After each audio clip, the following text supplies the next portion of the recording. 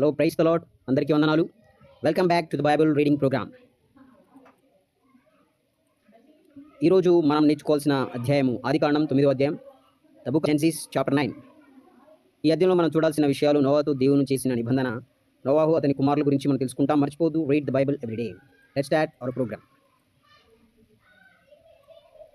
నోవాహుతో దేవుని నిబంధన గురించి మనం చూస్తాము. నోవాహుతో దేవుని నిబంధన గురించి మనం చూస్తాం. మొదటి వచనం, మరియు దేవుడు నోవాహును అతని కుమారులను ఆశీర్వదించి, మీరు ఫలించి అభివృద్ధి పొంది భూమిని నింపండి. సో దేవుడు ఇక్కడ నోవాహుతో అతని కుమారులతో చెప్తున్న మాటలు ఏంటంటే, మిమ్మల్ని నిన్ను నీ కుమారులని ఆశీర్వదిస్తాను, మీ సంతానం భూమి మొత్తం నిండిపోతుందని దేవుడు సెలవిస్తున్నాడు. నెక్స్ట్, మీ భయమును మీ బెదురును అడవి జంతువులన్నిటికీ, ఆకాశ పక్షులన్నిటికీ, నేల మీద ప్రాకు ప్రతి పురుగుకును, సముద్రపు చేపలన్నిటికీ కలుగును. అవి మీ చేతి కప్పగింపబడి ఉన్నవి అని దేవుడు సెలవిస్తున్నాడు. సో మనిషి యొక్క భయం దేనికి ఉంటుందంటే, అడవి జంతువులన్నిటికీ ఉంటుంది, ఆకాశ పక్షులన్నిటికీ ఉంటుంది, నేల మీద పాకే ప్రతి పురుగుకు ఉంటుంది, సముద్రపు చేపలన్నిటికీ ఆ భయం అనేది కలుగుతుంది. మనిషిని చూస్తే భయం కలుగుతుంది, బెదురు కలుగుతుంది. అంటే మనిషికి అన్ని కూడా లోబడుతుంది.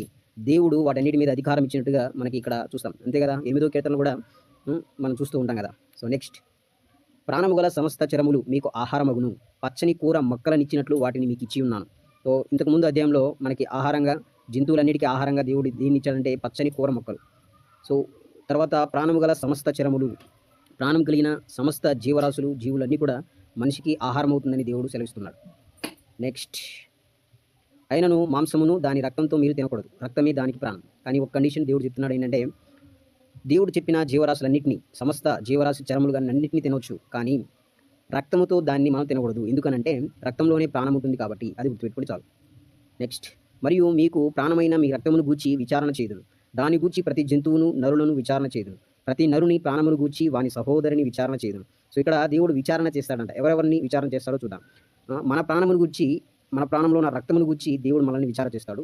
రెండోది ఏంటంటే, సో ఆ రక్తమునకు సంబంధించిన ప్రతి జంతువును నరులను విచారణ చేస్తారు. తర్వాత ప్రతి నరుని ప్రాణమును గూర్చి వాడి యొక్క అతని సహోదరిని విచారణ చేస్తాడు అనేది వచనం మనం చూస్తాం. నెక్స్ట్ వచనం, నరుని రక్తమును చిందించు వాని రక్తము నరుని వల్లనే చిందింపబడును, ఎలా అనగా దేవుడు తన స్వరూపమందు నరుని చేసెను. సో దేవుడు ఇక్కడ ఒక స్టేట్మెంట్ ఇస్తున్నాడు చూడండి. ఎవరైతే ఒక వ్యక్తి నరహత్య చేసి అతని రక్తమును చూస్తాడో ఆ పరిస్థితే అతనికి కూడా తగులుతుంది, అంటే ఆ పరిస్థితి అతనికి కూడా సంభవిస్తుంది అనే విషయాన్ని దేవుడు సెలవిస్తున్నాడు. నరహత్య చేయకూడదు, ఒకని రక్తాన్ని మనం చూడకూడదు. ఎందుకంటే దేవుడు మనుషులందరినీ తన స్వరూపంలో చేసుకున్నాడు కాబట్టి.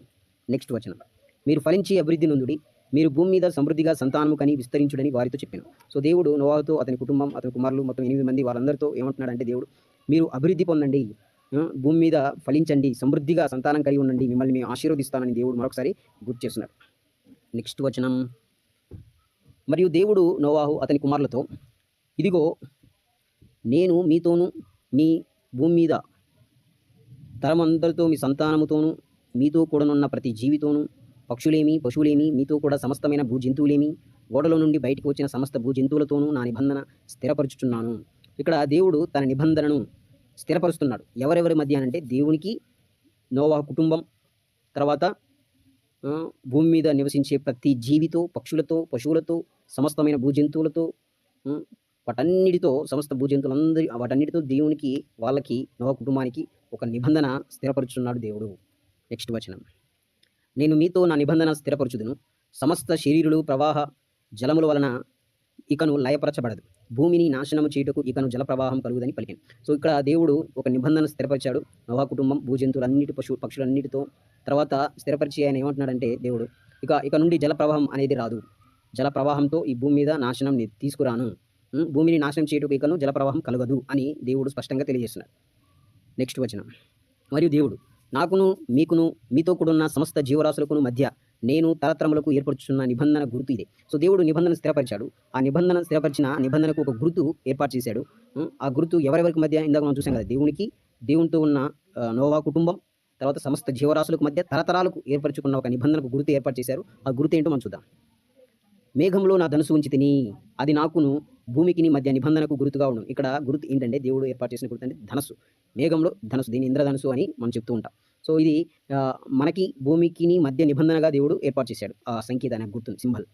నెక్స్ట్, భూమిపైకి నేను మేఘమును రప్పించినప్పుడు ఆ ధనుసు మేఘంలో కనబడును. సో దేవుడు ఆ మేఘంలో ఒక ధనుసు ఉంచాడు.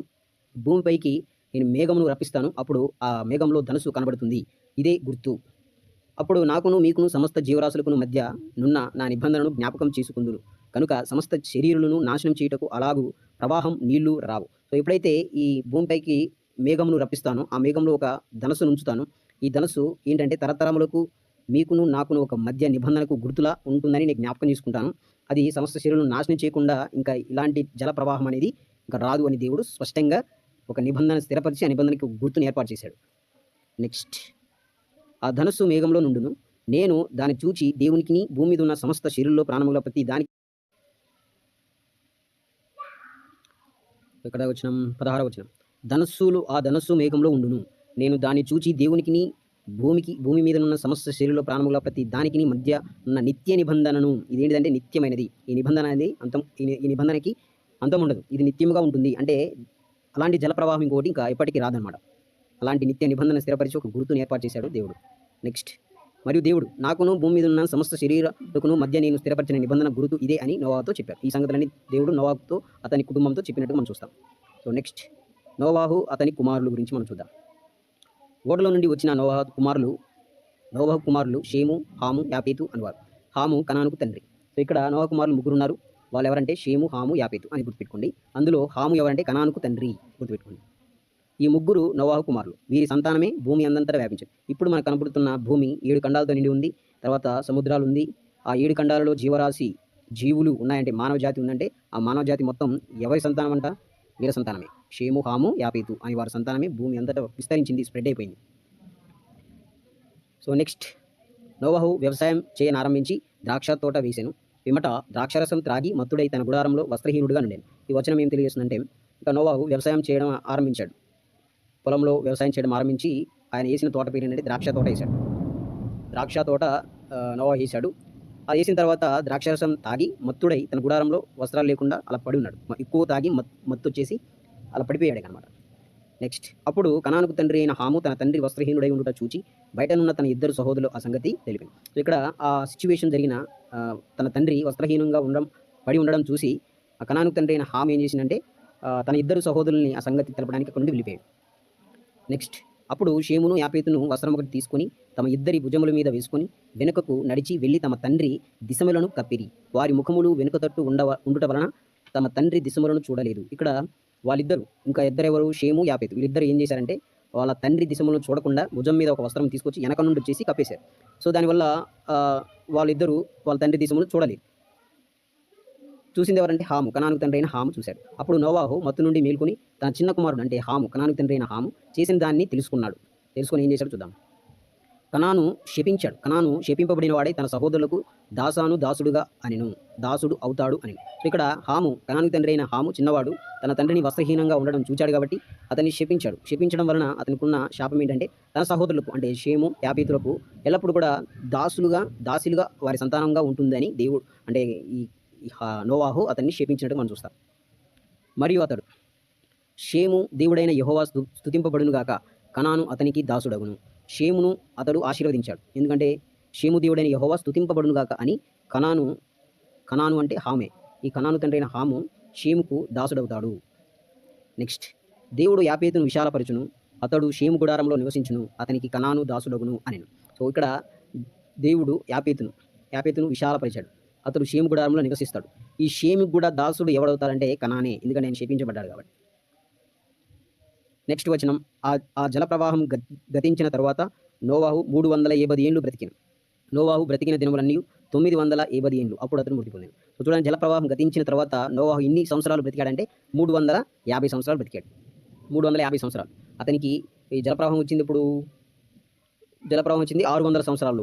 అతనికి 600 సంవత్సరాలు ఉన్నప్పుడు జలప్రవాహం వచ్చింది. జలప్రవాహం వచ్చిన తర్వాత అతను ఎన్ని సంవత్సరాలు బ్రతికాడంటే 350 సంవత్సరాలు. మొత్తం ఆయన బ్రతికిన దినములన్నీ లెక్క చేస్తే, కౌంట్ చేస్తే మొత్తం 950 సంవత్సరాలు అతను బ్రతికి మృతి పొందినట్టుగా మనం చూస్తాం ఫ్రెండ్స్.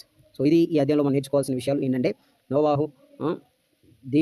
నోవాహుకి ప్రతి జంతువులకి, పక్షులకి మధ్య ఒక స్థిరమైన నిబంధన, నిత్య నిబంధన మనం చూసాం. ఆ నిత్య నిబంధనకి ఒక గుర్తు ఏర్పాటు చేశాడు దేవుడు. ఆ గుర్తు వల్ల ఇంకా నుండి జలప్రవాహంతో ఇక నేను దేన్ని నాశనం చేయనని దేవుడు డిక్లేర్ చేశాడు. తర్వాత మనం చూసాము నోవాహు అతని సంతానం హాము, షేము, యాపేతు. అందులో హాము కనానుకు తండ్రి అయిన హాము శపించబడ్డాడు. అతనికి వచ్చిన శాపం ఏంటంటే మిగతా 2 సహోదరులకు ఇతను దాసుడవుతాడు అనేది అతనికి వచ్చిన శాపం. సో అతని మనం చూసాం. ఈ వచనంలో అది మనం చూస్తాము. నోవాహు ఎన్ని సంవత్సరాలు బ్రతికాడు? 950 సంవత్సరాలు.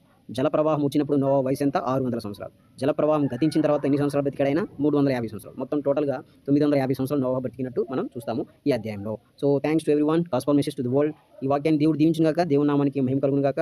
మరొక అధ్యాయంతో మరొక రోజు కలుసుకుందాం. ఆమేన్.